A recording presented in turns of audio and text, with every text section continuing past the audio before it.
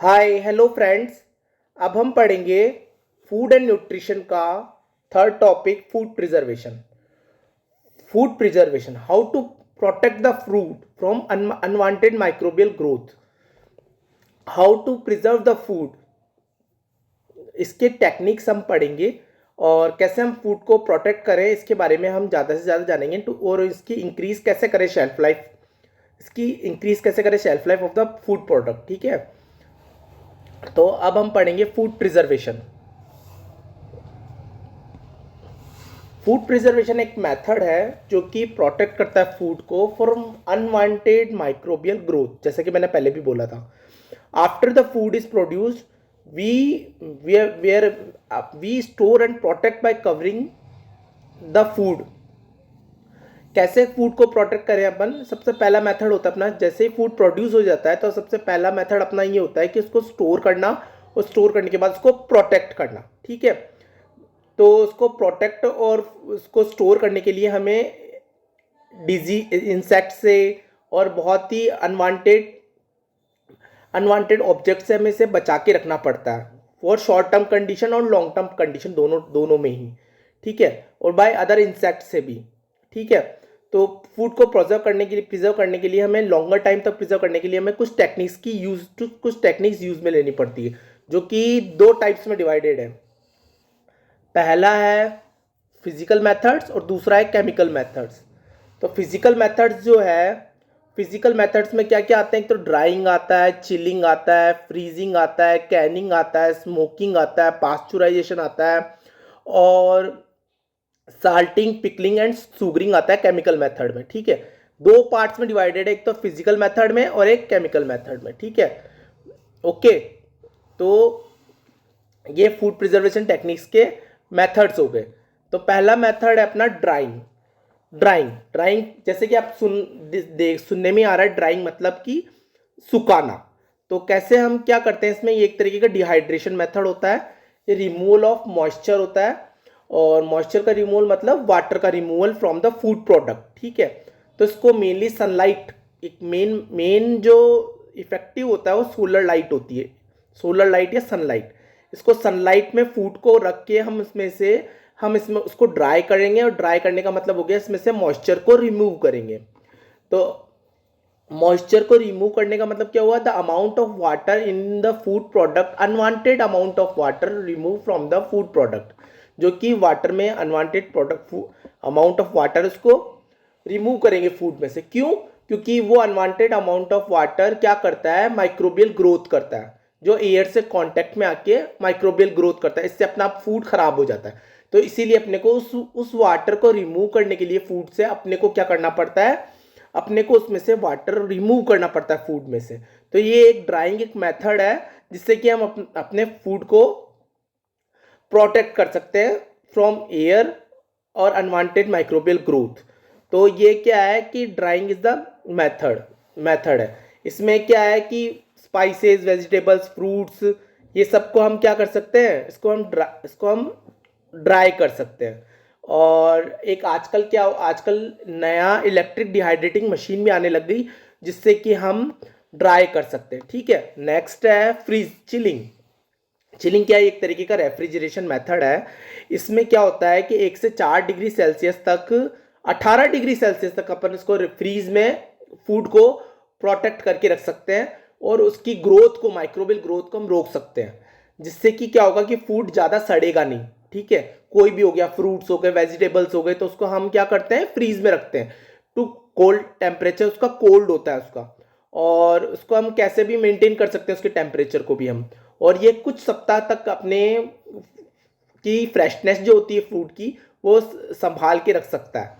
ठीक है ना, तो ये एक तरीके का क्या हो गया? एक तरीके का ये रेफ्रिजरेशन मेथड हो गया, चिलिंग मेथड हो गया। ठीक है ना, जिसमें हम फूड को स्टोर करके रख सकते हैं, फूड कंटेनर्स हो गए, फ्रिज टेम्परेचर हो गया, ये सब अपन इसमें कर सकते हैं। ठीक है ना। और लॉन्ग मेथड और लॉन्गेविटी के लिए क्या होता है? फ्रीजिंग मेथड होता है। फ्रीजिंग में क्या होता है कि हम उसको -18 डिग्री सेल्सियस तक इसको हम फूड को स्टोर करके रख सकते हैं, जिससे कि क्या होता है कि लॉन्ग टाइम पीरियड तक हम उसको इसको क्या है कि प्रिजर्व करके रख सकते हैं फूड को। तो उससे उससे क्या है कि फूड को लॉन्ग टाइम तक हम प्रिजर्व करके रख सकते हैं। जैसे मीट हो गया, जैसे कि बहुत सारे प्रोडक्ट्स हो गए जो कि हम फ्रीज करके रखते हैं, जो कि जिससे क्या होता है कि फ्रीजिंग करने से कि क्या होता है कि उसकी ग्रोथ होती है जो माइक्रो ऑर्गेनिज्म की, वो स्टॉप हो जाती है, रुक जाती है उसकी स्टॉप। और इससे क्या होता है कि इससे ज़्यादा टाइम तक फ्रेश रह सकता है अपना फूड आइटम। ठीक है, तो फ्रीजिंग में और रेफ्रिजरेशन में यही अंतर है कि वो 18 डिग्री सेल्सियस तक है, ये -20 डिग्री सेल्सियस तक है। ये फ्रीजिंग जो है -20 डिग्री सेल्सियस तक है। ठीक है, और इसको कम से कम 1 महीने तक इसकी शेल्फ लाइफ को अपन इंक्रीज करके रख सकते हैं किसी भी फूड प्रोडक्ट की। ठीक है, फ्रीजिंग में। ठीक है ना। तो नेक्स्ट है कैनिंग। कैनिंग क्या होता है? एक तरीके का कैनिंग होता है जैसे कि बॉटलिंग हो गई। बॉटल में हाई एसिड फूड को प्रेशर में, एक हाई प्रेशर के साथ में कैन में लो, मतलब इसको फूड को वाटर के साथ में कैन में रखना। ठीक है ना। तो कैनिंग जो है मेनली सर निकोलस एपार्ट, इन्होंने जो साइंटिस्ट थे, इन्होंने इसका आविष्कार किया था। ये फादर ऑफ कैनिंग कहलाए जाते हैं। और जो कि water bath canners are generally use to store high acid foods and pressure canners are use to for low acid foods. ठीक है, और ये वेजिटेबल्स, फ्रूट्स, फिश, मीट, इन सबको स्टरलाइज करके जार और कैन में पैक किया जाता है। ठीक है, तो ये इस तरीके का ये कैनिंग मेथड हुआ। ओके, अब हम पढ़ेंगे स्मोकिंग। स्मोकिंग का मतलब हो गया एक तरीके से वुड को बर्न करके और उसकी स्मोक से अपने को फिश और मीट को, उसकी स्मोक से फिश और मीट को काम में लेना। इससे क्या होता है कि जो फूड की जो फिश और मीट की जो एंटी माइक्रोबियल प्रॉपर्टीज होती हैं, जो कि फॉर्मेल्डिहाइड एंड फिनोलिक कंपाउंड्स होते हैं, वो थ्रू हीटिंग जो होते हैं वो ड्राई हो जाते हैं, सूख जाते हैं। जो फूड प्रोडक्ट होता है मेनली सूख जाता है by smoking method. Smoking method करते हैं हम generally to preserve the food item. ठीक है, नेक्स्ट है पास्चुराइजेशन। देखो जनरली पास्चुराइजेशन जो होता है वो लुइस पास्चर ने इसको इंट्रोड्यूस किया था। और ये क्या करता है कि माइक्रोब्स को पार्शियली क्या है, माइक्रो ऑर्गेनिज्म को डीएक्टिवेट कर देता है और डिस्ट्रॉय कर देता है। पार्शियली करता है, ये पूरी तरीके से नहीं कर पाता। पूरी तरीके से किस में करता है? स्टेरिलाइजेशन में करता है। स्टेरिलाइजेशन में क्या होता है कि ये पूरी तरीके से पैथोजेनिक माइक्रो ऑर्गेनिज्म को पूरी तरीके से डिस्ट्रॉय कर देता है। और इसमें पास्चुराइजेशन में क्या होता है? पार्शियली करता है, मतलब कि पूरा नहीं करता, पार्शियली करता है। तो ये क्या होता है कि एक तरीके से एक टेम्परेचर पे हीट करना, जिससे कि माइक्रोब्स की एक्टिविटी ग्रोथ को रोक दिया जाए और उसको डीएक्टिवेट कर दिया जाए और उसको डिस्ट्रॉय कर दिया जाए, खत्म ही कर दिया जाए। तो उसको कहते हैं हम पास्चुराइजेशन। ठीक है, ये दो तरीके से होता है, हाई टेम्परेचर शॉर्ट टाइम और लो टेम्परेचर हाई टाइम। ठीक है ना। और अल्ट्रा हाई ट्रीटमेंट भी होता है इसमें।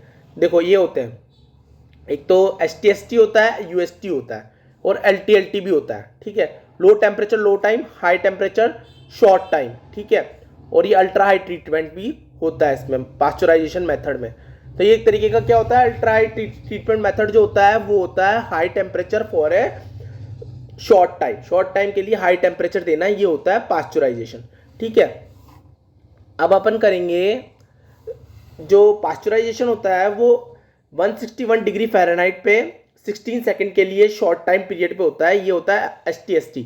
और 1 to 2 सेकंड के लिए होता है UST, 280 से 302 डिग्री सेल्सियस फ़ारेनहाइट पे होता है।